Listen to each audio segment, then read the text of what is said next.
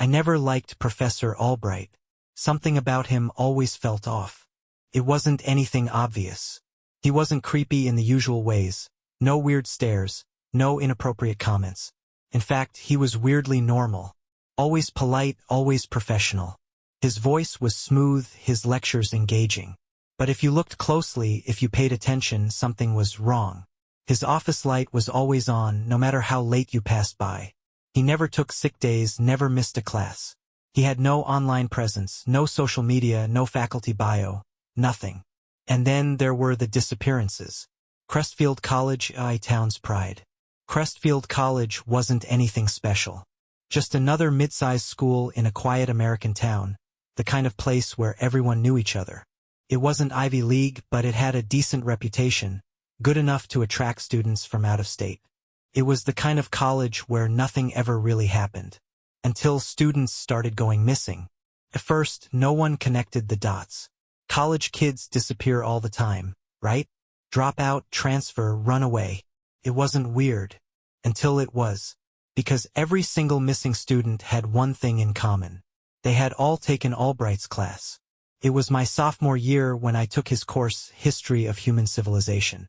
A requirement for my major, nothing exciting. I remember the first day vividly. Albright walked in exactly on time. Not a second late, not a second early. He wore a crisp black suit, his graying hair combed back neatly. His voice was calm, measured, almost hypnotic. History, he said, is written by those who survive. The way he said it sent a small shiver down my spine. But it wasn't until Jacob Miller disappeared that I really started paying attention. Jacob wasn't my friend, but I knew him. He lived in my dorm just down the hall. A frat guy, loud and obnoxious, always throwing parties. The kind of guy you couldn't ignore. And then one day he was just gone. His roommate said he had packed a bag and left in the middle of the night. No explanation. No goodbye. His car was still in the lot. His phone, deactivated. It was weird, sure, but not terrifying, not yet. Then another student vanished. And another. And then, the hand showed up. It was a week after Jacob disappeared when they found it. A groundskeeper was cleaning behind the old history building when he noticed something sticking out of the dirt. At first, he thought it was a tree root. It wasn't. It was a hand. Not a full body. Just the hand, half buried in the soil, the skin still fresh. Like it hadn't been there for long. The police were called. The campus went into panic mode. But the weirdest part? The hand didn't match any of the missing students. The DNA didn't match Jacob. Or the others. Which meant there was someone else. Someone they hadn't even realized was missing. Albright didn't mention the hand. Not once. The whole campus was buzzing. Everyone whispering about it. But in his class? Nothing. He continued teaching like nothing had happened. But I noticed something. For the first time since the semester started, he seemed amused. Like he was enjoying something. Like he knew a secret. That night, I lay in bed, unable to shake a terrible idea. What if the missing students weren't just disappearing? What if they were being replaced? I didn't know what that meant. Not yet. But I knew one thing for certain. I needed to find out more about Professor Albright. Before it was too late. I couldn't stop thinking about the hand. It didn't make sense. How could someone's hand be buried on campus without anyone noticing? And why didn't it match any of the missing students? Something was wrong with Crestfield College. And I was starting to think that Professor Albright was in the middle of it. I started paying closer attention in class. He never mentioned the missing students. Never acknowledged the police crawling around campus. While the rest of us whispered and theorized, he was the only one who didn't seem concerned. But then, something happened that changed everything. The janitor disappeared. Not a student. Not a professor. A janitor. And that's when I realized the school was hiding something. His name was Mr. Dawes. I didn't know him well, but I saw him all the time. Pushing a cart full of cleaning supplies, whistling old rock songs to himself. He was the kind of guy who had been there forever. Everyone knew him. And then, one day he was just gone. No announcement. No, he quit email. Just vanished. I asked around. No one knew anything. Then I checked his janitor closet in the history building. The door was locked, but the smell coming from inside made my stomach turn. Rotting. Something wet. Like meat left in the sun too long. I knocked, even though I knew no one would answer. The door creaked open. Shouldn't have. It had been locked a second ago. Inside it was empty. No cleaning supplies. No mops. No buckets. Just a room stripped bare. But the walls were wrong. Stained. Dark. Reddish streaks smeared across the white paint, like someone had been dragged. And on the back wall, written in something thick and brown, were 3 words. History repeats itself. I ran out of there so fast I nearly tripped over my own feet. I wanted to go to campus security. I really did. But I knew they wouldn't listen. They hadn't said anything about the missing students. They hadn't said anything about the hand. I was starting to think they were part of it.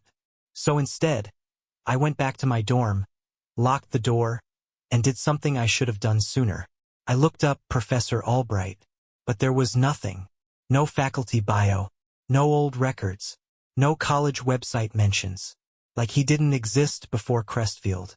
I started digging deeper, searching for any mention of him. Old articles, archives, even social media. Then, finally, I found something. An old newspaper clipping. Dated 1985. A professor from a different university. Same name, same face. But the article wasn't about his work. It was about a mass disappearance. 12 students, gone without a trace. And 1 severed hand, buried near campus. My blood ran cold. This had happened before. I shut my laptop, my hands shaking. My mind racing. I needed proof. I needed to see for myself. So I made a stupid decision. I decided to follow him. That night, I waited outside the history building. Albright's office light was on, like always. But then, at exactly midnight, it turned off. I held my breath. The door opened. He stepped out. I expected him to go to his car to drive home. But he didn't. Instead, he started walking. Across campus. Through the trees. Toward the old maintenance tunnels. My heart pounded. Nobody used the tunnels. They had been sealed off years ago. But Albright went right in. The door should have been locked. It wasn't. It swung shut behind him. I stared. Then, against every instinct screaming at me to run, I followed. The air inside was stale and damp. The tunnels stretched endlessly, concrete walls covered in mildew and something darker. The sound of dripping water echoed around me. I moved slowly, carefully, my pulse hammering. Then I heard something ahead. A voice. Muttering. Chanting. I crept forward, my stomach twisting. The tunnel turned sharply. Light flickered from around the corner. Peeked. And what I saw made my blood freeze. Professor Albright stood in a large, circular chamber. He wasn't alone. Scattered across the damp floor were body parts. Not just hands. Arms. Legs. Pieces of torsos. All arranged in a perfect, spiraling pattern. And in the center, something moved. Something wrong. Something that should not be alive. Albright reached down and touched it. The thing twitched. I stumbled backward. My foot hit a loose rock. The sound echoed. Albright's head snapped up. His dead eyes locked onto mine. And then he smiled. I ran. I didn't look back. I barely remember getting back to my dorm. I locked my door, pushed my desk against it, sat on my bed, shaking. I didn't sleep, because I knew he had seen me, and now I was next. I didn't go to class the next day. Couldn't. Not after what I'd seen. The bodies. The thing Albright was touching. The way his eyes locked onto mine in the tunnels. I barely slept. Every time I closed my eyes, I saw it again. The spiraling pattern of human remains, the glistening, twitching thing in the center. I told myself it wasn't real, that I had imagined it. But then I woke up to an envelope slid under my door. No name, no return address, just a single Polaroid inside. My stomach clenched as I pulled it out. The photo was of me, taken last night, standing at the entrance of the tunnels. Someone had been watching me. I felt like I was going to be sick. I needed to leave. I needed to get the hell out of Crestfield. I threw some clothes into a backpack, grabbed my keys, and bolted out the door. But the moment I stepped into the hallway, my phone buzzed. A new message. Unknown number. I hesitated before reading it. Leaving already? I thought you loved history. A wave of cold terror washed over me. My fingers tightened around the phone. Then, before I could move, someone knocked on my dorm door. 3 slow taps. I spun around. Through the peephole, I saw a man standing in the hallway. Not Albright. Campus security. Or at least, that's what his uniform said. But something wasn't right. His stance was too stiff. His eyes too empty. He knocked again. I backed away. Then my phone buzzed again. Be polite. Let him in. My stomach twisted. I grabbed my backpack, my heart hammering. There was only one way out. The window. I didn't think, I just moved. I shoved it open, swung my legs over the edge, and jumped. I hit the ground hard. My knees buckled, but I forced myself up and ran. I didn't know where I was going. Just away. My car was in the lot across campus. If I could just reach it, I could be gone before anyone knew. Then I heard it. A voice. Albright's voice. Somewhere behind me. Calm. Almost amused. You should have paid attention in class. I ran faster. But when I reached the parking lot, my car was gone. No, not gone. Moved. Someone had towed it away. I turned in frantic circles, searching for an escape. And that's when I saw them. 2 campus security officers, standing by the entrance, watching me, not moving, not talking, just waiting, like they knew I had nowhere to go. I backed away slowly, then my phone buzzed again. I didn't want to look, but I did. A new picture. This one wasn't of me. It was of a hand, fresh, severed, lying on a desk, Professor Albright's desk, and below it a caption. Class begins soon. I turned and ran into the woods. The woods swallowed me whole. Branches tore at my arms. Roots snagged at my feet. The cold air burned my lungs. But I didn't stop. Couldn't. I ran until the only sound was my own ragged breathing. Until the campus was gone. Until it was just me and the dark. I leaned against a tree, forcing down the rising panic. My pulse pounded in my ears, drowning out every other sound. I had to think. I had to get to town. To someone who wasn't part of this. I fumbled for my phone, hands slick with sweat. No signal. Of course. I had no idea how far I'd run. But I knew the main road wasn't far. If I could just snap. A footstep. Close. Too close. I stiffened, my breath hitching. The wind moved through the trees, making the branches creak. But this was different. This was deliberate. I turned slowly. The trees stretched into darkness, their shadows shifting under the moonlight. Nothing. But I wasn't alone. I could feel it. Something was watching me. Then, in the distance, a figure, standing perfectly still, too far to see his face. But I didn't need to. I knew who it was. Albright. He hadn't chased me, hadn't called out, because he didn't need to. He knew. I was already trapped. I turned and ran. The trees thinned, and suddenly, I was in an open field. The old campus green, where students used to hang out before the school built the new quad. There was a single building ahead. I skidded to a stop, my stomach lurching. The history building. Somehow, without realizing it, I had circled back to Crestfield. No, that was impossible. I had been running straight. Hadn't I? I spun, looking for another way out. Then the floodlights snapped on. Blinding. A low hum filled the air. And then, the doors to the history building creaked open. I took a step back. Someone stepped out. Campus security. Not just 2 of them now. 5. No weapons. No radios. Just watching. Like they were waiting for me to make a choice. Behind me, in the trees, Albright was still standing there. Closer now. No longer smiling. His eyes were dark. Expectant. I was out of time. My chest tightened. They weren't dragging me back. They weren't forcing me inside. Because they didn't have to. I already knew. There was only one way this ended. I took a shaky breath. And I walked through the doors. Inside, the air was thick and wrong. The hallways were empty, silent except for the faint hum of the overhead lights. Every classroom I passed was dark, chairs neatly stacked on desks, like the building had been abandoned for years, except for one. Albright's classroom. The door was open. A single desk sat in the center. Polaroid rested on top. I walked forward slowly, my heart pounding. My fingers trembled as I picked it up. The photo was of me, but not from tonight. This was from years ago, my freshman orientation. Me standing outside this very building, smiling, happy, unaware. I flipped it over. A message was scrawled in neat, perfect cursive. "You've been here before." A chill crawled up my spine. I turned. Albright was standing in the doorway, calm, patient. He reached into his pocket and pulled out a folded piece of paper. He held it out. I hesitated before taking it. I unfolded it with shaking hands, and felt my entire body go numb.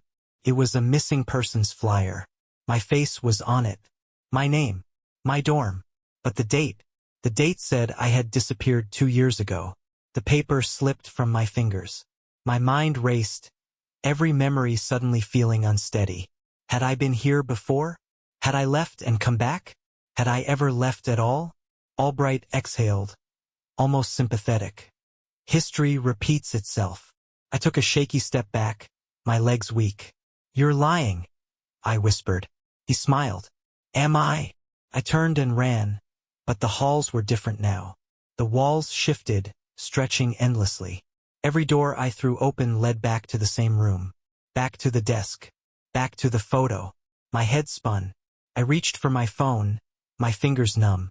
I needed to call someone, anyone, but the screen was already on, already dialing.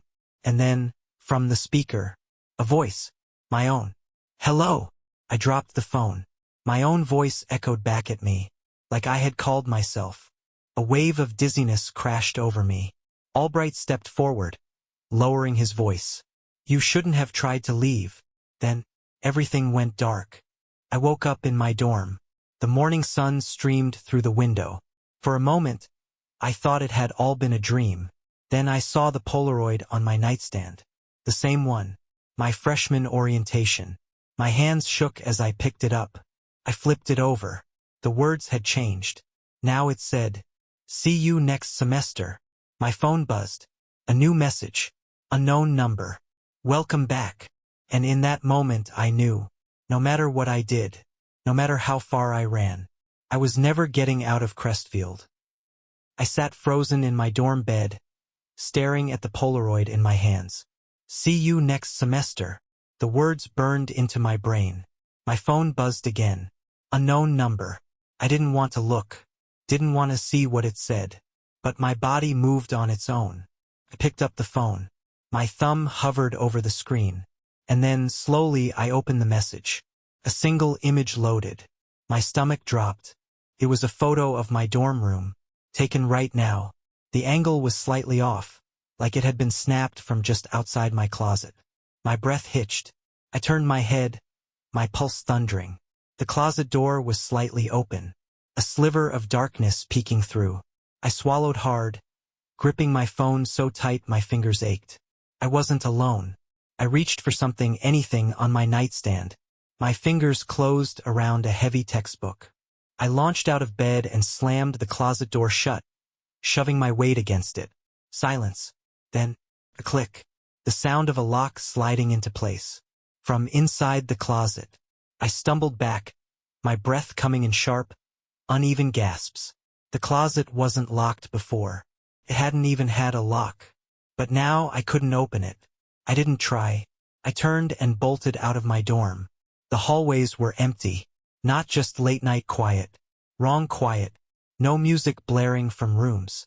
No laughter from down the hall. Like the entire dorm had been abandoned. I ran down the stairs, my breath ragged. The front doors loomed ahead. I grabbed the handle, pulled. It didn't budge. I yanked again, panic clawing at my chest. It was locked. I turned, my mind racing. Maybe the back exit, maybe a window. Then I saw it. Down the hall. A single light spilling from an open doorway. Albright's office. I felt sick. This was wrong. I should have been gone.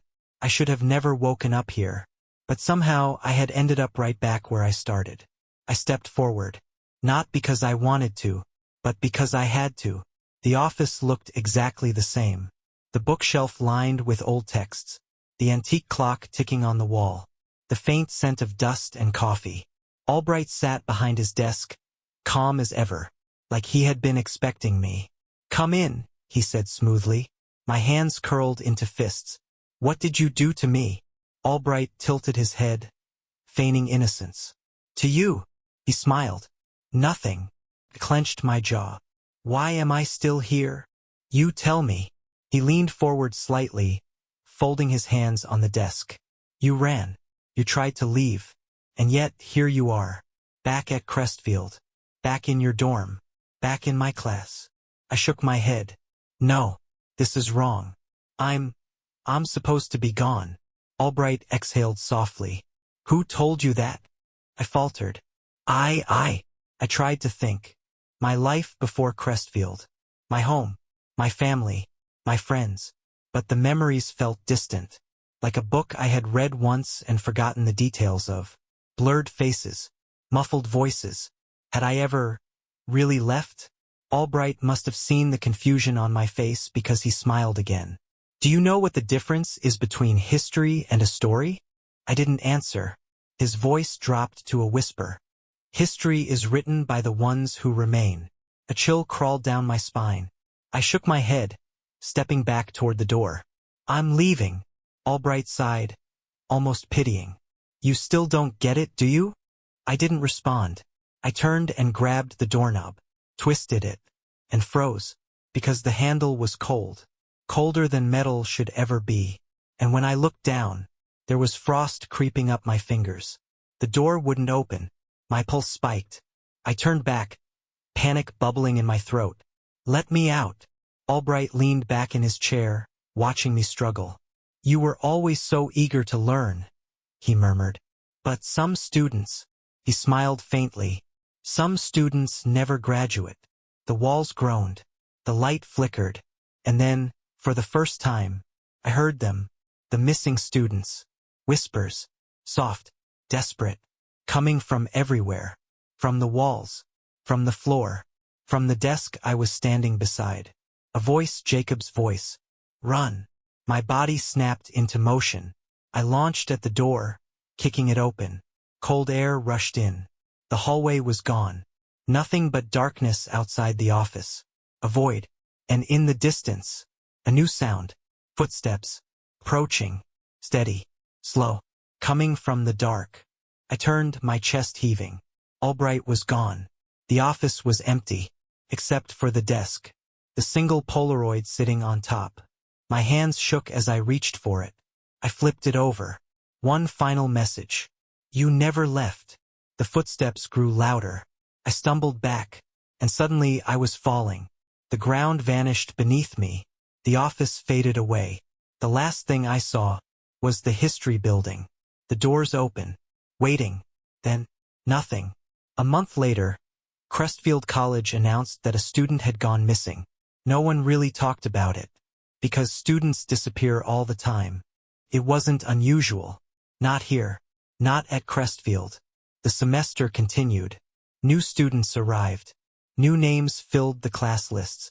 And somewhere, in an old history classroom, a new desk had appeared, waiting for someone to sit down, waiting for another name to be forgotten.